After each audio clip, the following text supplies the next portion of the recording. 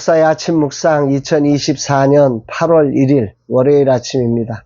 오늘은 잠언 29장 22절로 27절 말씀을 통해서 경청과 온유함으로 반응하기, 이런 제목으로 말씀 묵상의 은혜를 나누겠습니다. 참으로 일 하나를 마감한다는 것이 쉽지 않음을 절감합니다. 어제는 중보기도 세미나 교재를 완성하려고 했고, 웨이브리지 플랫폼을 새롭게 시작하며 먼저 청년들의 고민과 그들이 고민을 해소하는 방식과 장소를 설문해서 플랫폼이 있어야 할 자리를 조사하려고 설문조사 항목을 완성하고 있습니다. 무더위와 싸우며 씨름하고 있고요. 문항 하나하나를 만드는 일이 쉽지 않구나. 담당자의 수고와 헌신에 뜨거운 박수를 보냅니다. 오늘 저녁에는 스페이스알 감사가 있습니다. 귀한 시간을 내어주셔서 감사로 수고해 주시는 감사님께 진심으로 감사를 드립니다. 무더운 날씨에 멀리까지 달려오셔서 감사로 수고해 주시면 얼마나 감동인지요. 주님이 축복해 주시기를 원합니다. 오전에는 중보기도 훈련을 받고 교회에서 중보기도를 가르치시는 목사님과 함께 만나 피드백을 받아보고 선교회가 어떻게 도와드려야 하는지를 세심하게 듣는 시간을 가지려고 합니다. 돌아보면 저는 사역하는 일에만 관심을 가졌고, 사역 이후에 교회들이 어떻게 하고 있는지를 세심하게 살피지 못했고, 구체적인 도움을 주지 못한 아쉬움이 많았습니다. 그래서 후반전은 세심하게 돌아볼 수 있기를 소망합니다. 교재를 만들며 가장 많이 생각하는 것도 사역자들이 이 교재를 활용해서 성도님들을 세워가실 수 있는지에 초점을 두어서 전체를 세밀하게 정리하려고 노력했습니다. 마지막까지 소중한 피드백이 담겨 작은 교회의 힘이 되기를 기도합니다. 주님이 하루 잘 듣게 하시고 우리가 어떻게 실제적으로 도울 수 있는지를 깨닫고 행하게 하옵소서. 이날 주님은 어떤 말씀으로 인도하실까? 오늘은 세 가지 구절이 묵상의 주제가 되어서 다가옵니다. 먼저 22절, 노하는 자는 다툼을 일으키고 성내는 자는 범죄함이 많으니라. 여기 노하는 자와 성내는 자가 나오죠. 노하는 자는 다툼을 일으키고 성내는 자는 범죄한다. New Living Translation 번역은 노하는 사람은 싸움을 시작하고 성내는 사람은 온갖 죄를 짓는다. 이 NLT 버전이라고 하는데요. 노한다고 하는 것은 싸움의 시작이라고 하고, 성내는 것은 온갖 죄를 짓는다. 그럼 노하는 것과 성내는 게 무슨 차이가 나느냐? 이걸 이제 히브리어로 보면 노한다는 것은 이 코에서 막 이렇게 만화 같은 데 보면 막 그게 노하는 것을 상징하는 것입니다. 반면에 성낸다고 하는 것은 경노라는, 이 강렬한 분노인 거죠. 노하는데 이게 강렬하게 나올 때 우리는 성낸다, 이렇게 성경이 표현한 것입니다. 정리해 보면 노하는 자는 성내는 자와 노하는 자의 차이, 노하는 자는 자신의 감정을 다스리지 못해서 갈등과 다툼을 일으킬 수 있는 소지를 만드는 거죠. 내가 노에 있으니까. 그래서 다툼의 시작이 일어납니다. 내 표정과 태도와 이런 것들이 이미 내 속에 노가 있으니까 상대가 나를 가까이 하지 못하고, 그러다 보니까 거기에서는 다양한 다툼이 시작될 수밖에 없는 거죠. 이게 노하는 자예요. 그런데 반면에 성내는 자는 아주 그것을 격한 분노로 표현하는 경우죠. 이런 경우는 죄를 짓는다. 이렇게 오늘 성경은 말씀을 하고 있습니다. 자신의 분노를 통제하지 못할 때 결국 주변 사람들에게 범죄가 되는 거죠. 그 사람의 인격을 짓밟게 되고 또 여러 가지 문제를 야기하는 범죄함이 시작되는 자리가 이 성내는 자에게서 나타난다. 오늘 말씀은 그 말씀을 하는 것입니다. 제가 이 말씀 묵상이 오늘 저에게 다가오는 이유는 저의 전반전에 이 두 단어, 노하고 성내는, 이것이 참 저에게 많았거든요. 그래서 공동체의 조화를 깨트리는 행동이 많았습니다. 나이가 들고 여러 경험이 쌓이면서 이 두 단어를 멀리하고 온유함으로 나아가려고 노력하지만 저에겐 늘 버거운 현실이기에 오늘 이 말씀이 내게 큰 도전으로 다가옵니다. 정말 주님이 도와주시기를 소망합니다. 두 번째로 묵상되는 구절은 25절입니다. 사람을 두려워하면 올무에 걸리게 되거니와 여호와를 의지하는 자는 완전하리라. 이것도 NLT 버전으로 보면 사람을 두려워하는 것은 위험한 덫이지만 여호와를 신뢰하면 안전하다. 그러니까 사람을 두려워한다는 것은 어떤 결과가 나오는 거냐면 내가 사람을 두려워하면서 사람 눈치 보면서 살면 결국 언젠가는 덫에 걸린다. 그건 덫이 있는 데를 돌아다니는 것과 마찬가지다. 뭐 이런 의미인 거죠. 그러나 반대로 여호와를 신뢰하면 그게 어떤 밭이든지 상관없이 안전하다. 이렇게 말씀하고 있는 것입니다.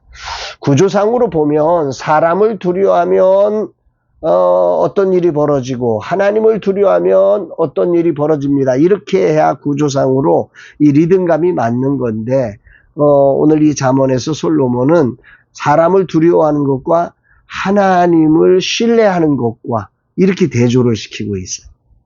그러니까 하나님을 신뢰한다는 게 뭐냐면 반대로 얘기하면 사람을 두려워하지 않는다라고 하는 거죠. 이 초점이 여기 안에 있다는 거죠. 삶의 기준이 사람의 평가를 두려워하고 민감한 사람은 하나님을 신뢰하지 않는 거라고 하는 거죠.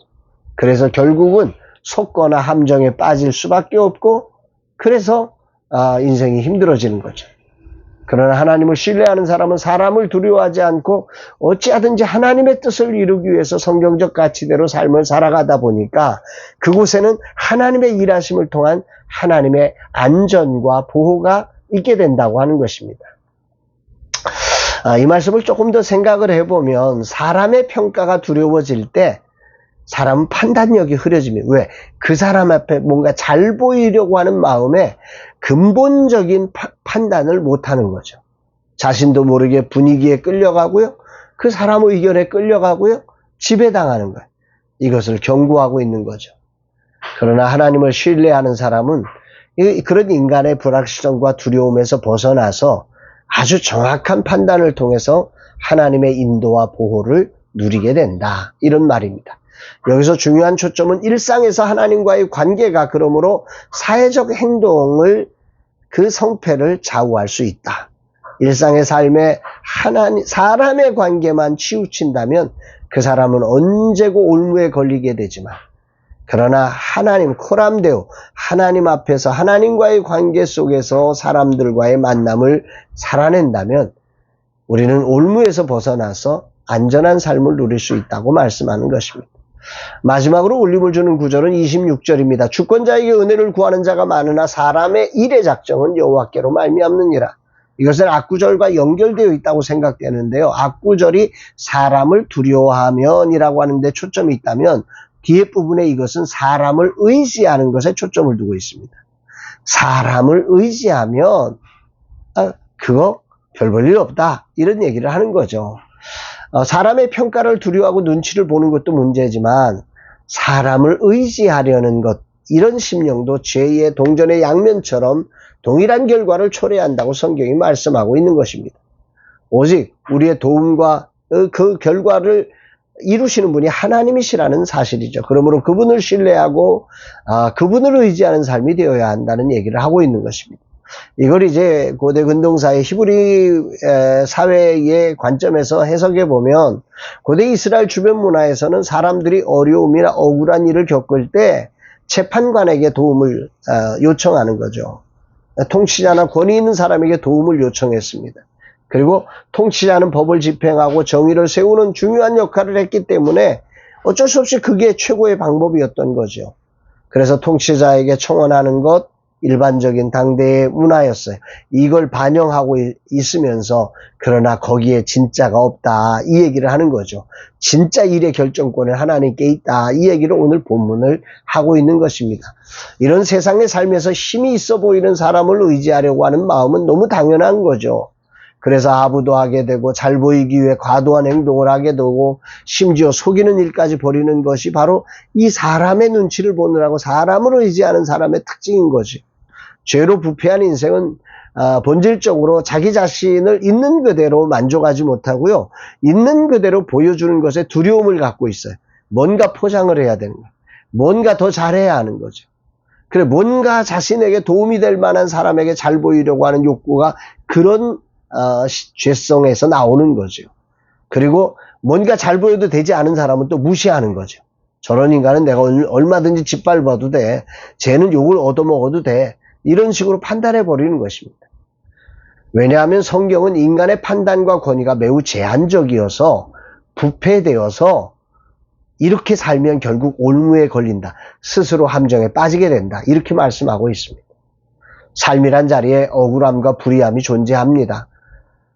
답답하죠. 그러기에 세워진 통치자나 힘 있는 사람에게 도움을 구하는 것이 일반적인 규칙이지만 이런 제도가 매우 유용하며 좋은 것이지만 사람은 결코 그렇게 의지의 대상이 아니다.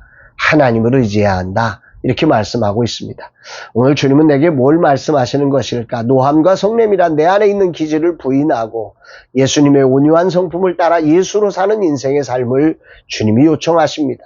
그 삶의 태도는 바로 사람을 두려워하지 말고 사람을 의지의 대상으로 두지 말고 오직 일의 작정이 하나님의 손에 달려 있음을 믿고 하나님을 의지하는 삶, 하나님의 기준으로 오늘 세상을 바라보는 삶이 되어야 한다라는 거지요.